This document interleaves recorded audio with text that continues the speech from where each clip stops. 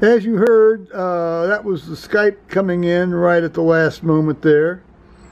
This is Joe Kersey here on Saturday, May 12th, 2018 at 1700 in the afternoon Eastern Time, U.S.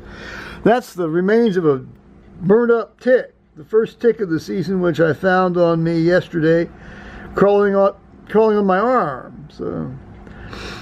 So there he is. He's a cinder now. Meanwhile, we've got new boots here. These are called Maelstrom. They're military spec boots, and they have steel plates in the sole and steel shanks on the side. And I think these things are going to be just the ticket to keep me from walking on the side of my feet. And they're very lightweight, very easy to get on and off, surprisingly. And I bought 2 pair, and I'm wearing the other pair right now. And I wore them better part of yesterday and all day today, and yeah, $30. $30 each. So I hope that works out. I think they're going to. They're surprisingly comfortable. I had boots like those, similar boots to these in 1971. They were great. Yeah, I've had trouble with my feet ever since I was a kid. When I was 4 and 5 years old, my folks would drive me down to this shoe store in Cincinnati called Swartz's, and they got me these I don't know, they were special shoes, and I guess they were fairly hellishly expensive at the time, because I've always walked, where I invert my feet, I'm basically walking on my medial malleoli a lot of times, or I certainly have done in the past.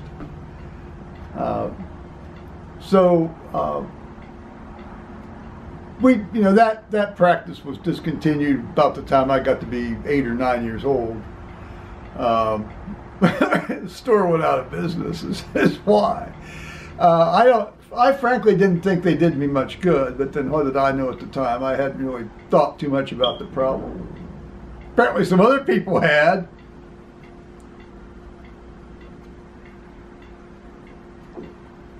But like I said, when I went over to Europe and the UK in 1971 for 2 months, I got the military surplus parachute jump boots, which are essentially this boot. You folks that have served in the military know more about this than I do. I can tell you that right now, obviously.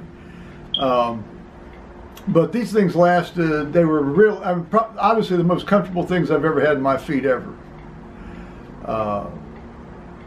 I wore them till my big toe came out one side, my little toe came out the other side, when over 2.5 years, I was really sad when I finally had to toss them. Yeah, these things are considerably lighter than my other shoes, and now this is a 3-season boot. It's got vent holes in the side. It's made for hot weather. It's a 3-season boot. So I'll have to go back to my other ones in the winter, but for doing a lot of walking when I'm traveling, these I think are going to be just the ticket. I mean, these are one of the few things I've ever put on my feet, and right off the bat they felt comfortable, I can already tell I'm not everting. In fact, if anything, it took me a while to walk in them because I was doing my everting, compensating thing I do, where I'm swaying back and forth all the time. And I don't have to sway back and forth anymore when I walk with these. Yay! I hope that's going to be $60 well spent. I think it is. Here's my sweet Shackleton dog. He died in May. He died May 21st, 2012. Yeah, that was taken probably in March, just 2 months before he died. Yeah, March of 2012. No, because Heidi was still alive then, so that had to be March of 2011. So a little bit more than a year before he died. He's got the gray there. He was you know how I feel about Shackleton, or you've certainly heard me talk about him if you've watched me for any length of time. Now, I can keep from squalling. I'm going to tell you a couple of stories. Not stories. So today was lay reader training time at church, lay reader training day at church. So at 9:30, so arrive up there about 9:10, 9:15. No sign of the rector. Okay, fine. Well, he likes to sort of cut it close sometimes anyway by showing up, just about 3 or 4 minutes ahead of time. And there are a number of, other lay readers there, and so we stood around and shot the breeze. I think there are a couple of new people who want to read. That's great. One of whom came down from Marion because the church he went to, St. Paul's in Marion, closed. So he's going to come down to our church now. So when he wants to read, that's great too. He's a military veteran. Got blown up by the look of his artificial leg.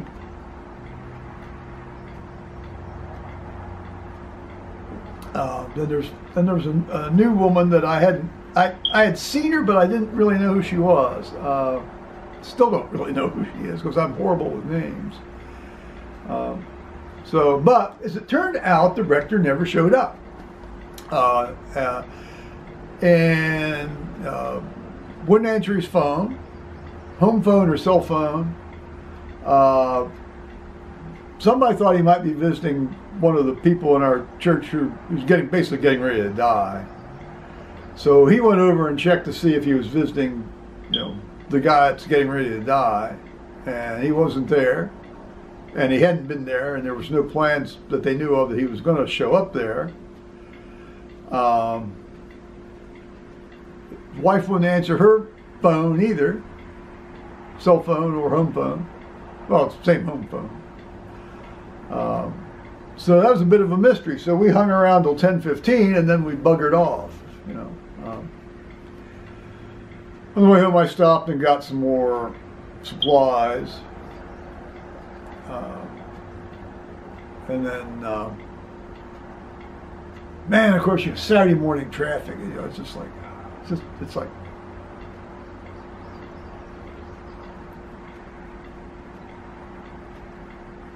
But arrived home safely by the grace of God, and I don't know if they're going to I assume he's going to reschedule this, which that's going to be a major pain in the ass to have to go up there again for this thing. But all right. Now, just about an hour ago, I just gone down to get my mail out of the mailbox. Duh. And I was standing looking at what looked like an oil slick on the rocks on the other side of the creek. I still haven't figured out what that is. I'm sure Acorn Farms wouldn't have dumped oil into the creek. And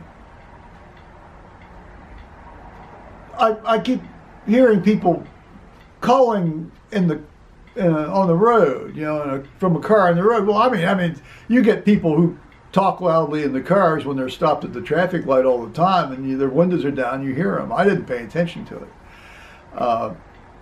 but it was these two guys. They were probably in their late 20s. Maybe one of them might have been in their early 30s.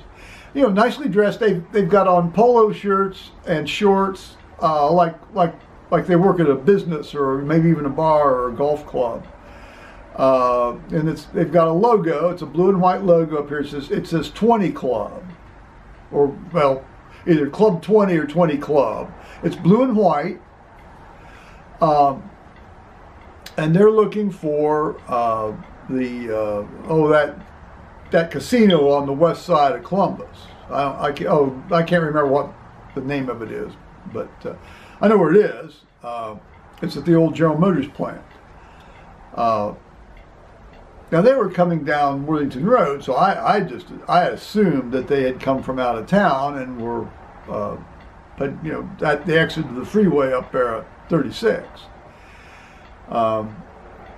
So I told them how to get there, and I said it's going to take you about 25 minutes. It's about a 25-mile jaunt around 270 to east, you know, to West Broad Street, and they seem to have kind of expected that maybe, but they, you know. And I said, well, where are you guys from? And they said, Worthington, which is Worthington, Ohio, which is right down the road. Well, I thought, well, if they're from Worthington, they ought to know where this thing is. I mean, it's, you know, it's been out on the west side now for about 4 or 5 years. Probably longer. You know, and do I like to gamble and this? And then they say, do you have a lot of bug problems up here? I said, well, not really. I mean, you know, I said the Wrens seem to take care of most of them, and then they got talking about these stink bugs, you know. I said, oh yeah, we had a bunch of them in the house one year, but I sprayed them. There was no problem. I killed them, you know. So no, I guess I don't have that kind of a bug problem, I guess. Says, well, we can fix that for you. We can fix that for you. I said, well, I don't need that. I'm fine. Thanks. You know. And I thought, these guys, legitimate or not, now they seemed like they were just, you know, two late 20-year-old guys out for, you know, a fun evening out.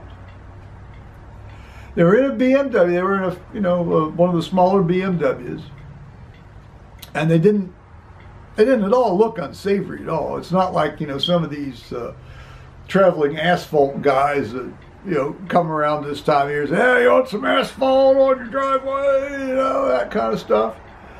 And, I mean, I know those guys are bad news, you know. But when they pull away, I see the license plate, and it's a Utah license plate.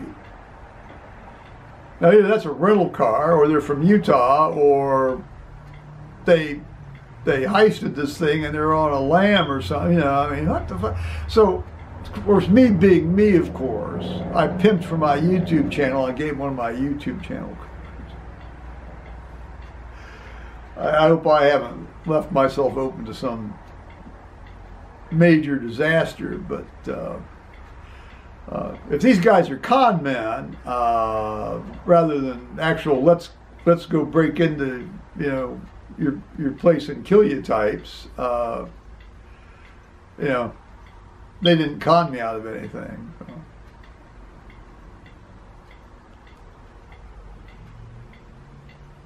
So. I can hear the comments coming in right now. Well, I'm glad y'all take an interest in my welfare. I really am. So, read in church tomorrow at 10:30 with my judge friend, and at least I don't have to get up at 4:30, 5 o'clock in the morning. But I tend to get up then anyway, so it doesn't matter. Well, if I get up then, that means I got to sit around on my behind till 9:40, because I got to buy gas before I go to church tomorrow. So that's it for today. It's a nice day. It smells really good. Lots of flowering trees still out. Smelling cut grass, blowing in the wind. Very nice. So bye-bye YouTube.